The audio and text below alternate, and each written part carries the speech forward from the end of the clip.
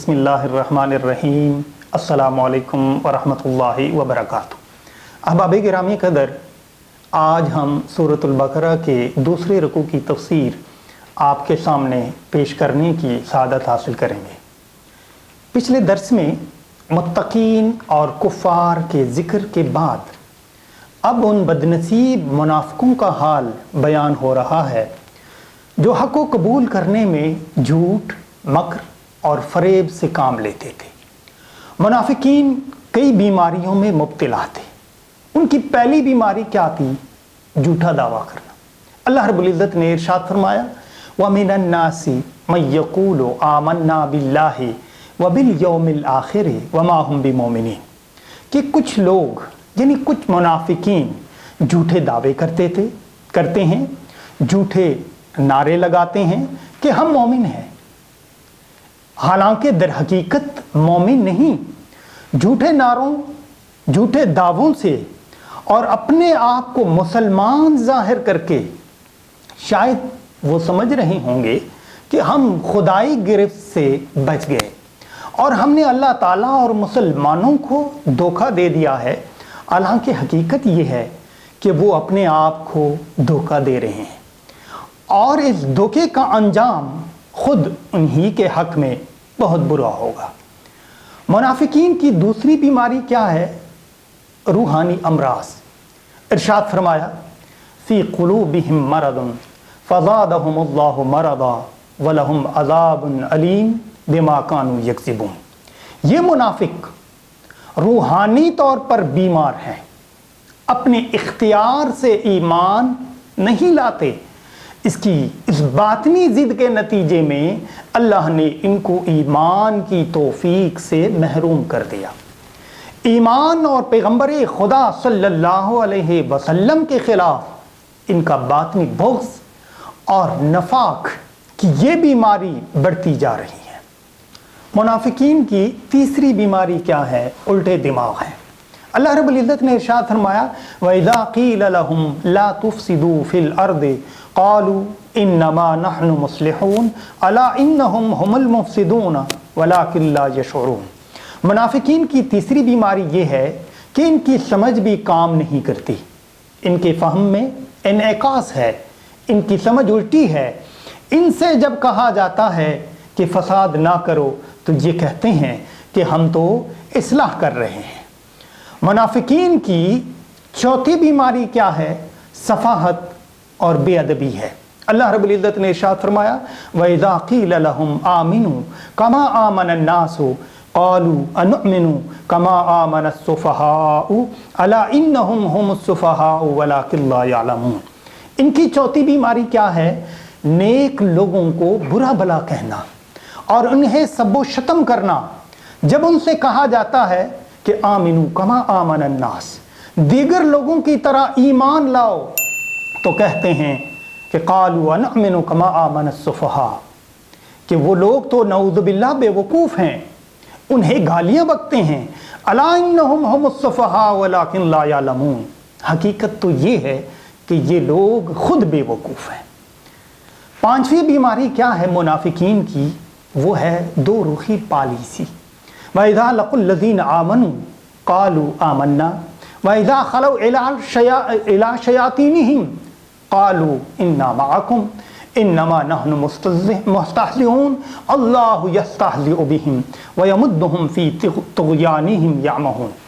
منافقین کی پانچویں بیماری ان کی دو رخی پالیسی ہے کہ جب یہ لوگ ایمان والوں سے ملتے ہیں تو انہیں مطمئن کرنے کے لیے کہتے ہیں کہ ہم تو مومن ہیں، لیکن جب یہ لوگ اپنے آقاؤں کے پاس جاتے ہیں تو کہتے ہیں انا معکم انما نحن مستہزئون، ہم تمہارے ساتھ ہی ہیں، ہم تو مسلمانوں کے ساتھ مذاق کر رہے تھے۔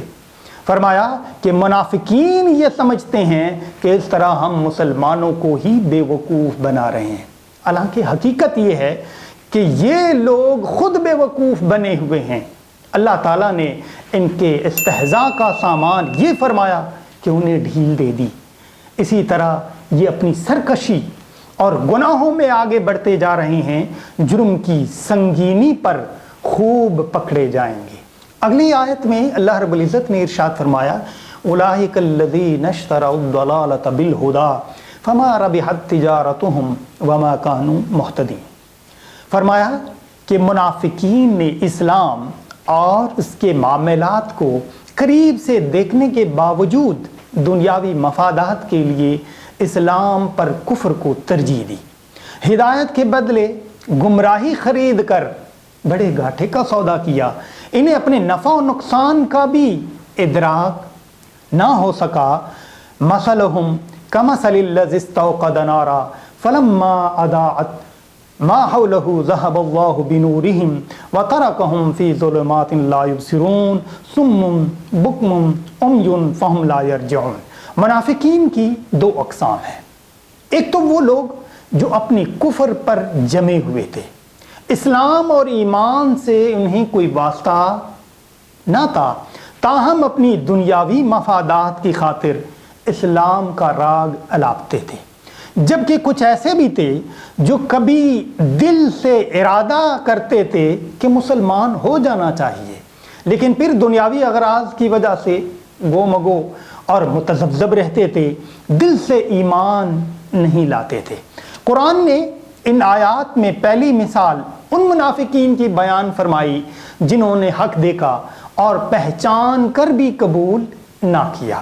ان کی حالت اس شخص ایسی ہے کہ آگ نے اس کے ارد گرد ماحول کو خوب روشن کیا لیکن اس کی بینائی سلب کر دی گئی ہو۔ اسلام بھی ہر طرف خوب نور پھیلا رہا ہے لیکن یہ لوگ اپنے کفر کے اندھیروں پر راضی ہیں۔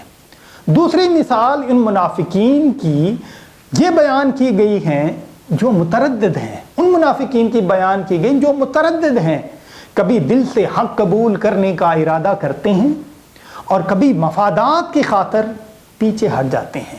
ان کی مثال اس شخص جیسی ہے جو برساتی رات کا مسافر ہو، آسمانی بجلی چمکے تو چل پڑتا ہے اور جب اندھیرا چھا جائے تو رک جاتا ہے۔ جیسے یہ شیخ چلنے میں تذبذب کا شکار ہے، ویسے ہی یہ منافقین ایمان کی روشنی کو مکمل اپنانے میں تردد کا شکار ہے۔ اسلام کی حقانیت دیکھ کر اسلام کی طرف جھکاؤ کرتے ہیں لیکن اسلامی احکام اور مداریوں کے خوف سے پیچھے ہٹ جاتے ہیں۔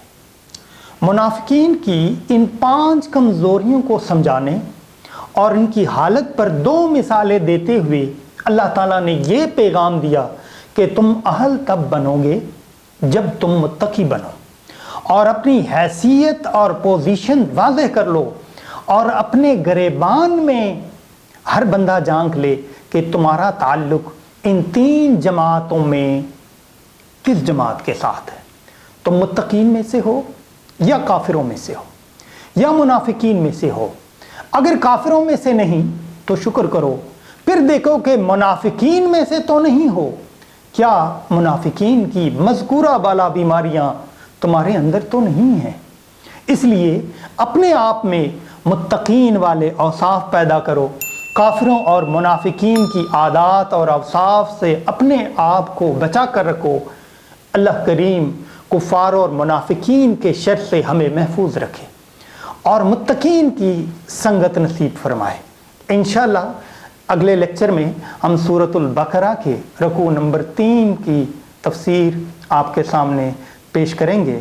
اللہ رب العزت ہم سب کو اس پر عمل کرنے کی توفیق عطا فرمائے۔ وما علینا الا البلاغ المبین۔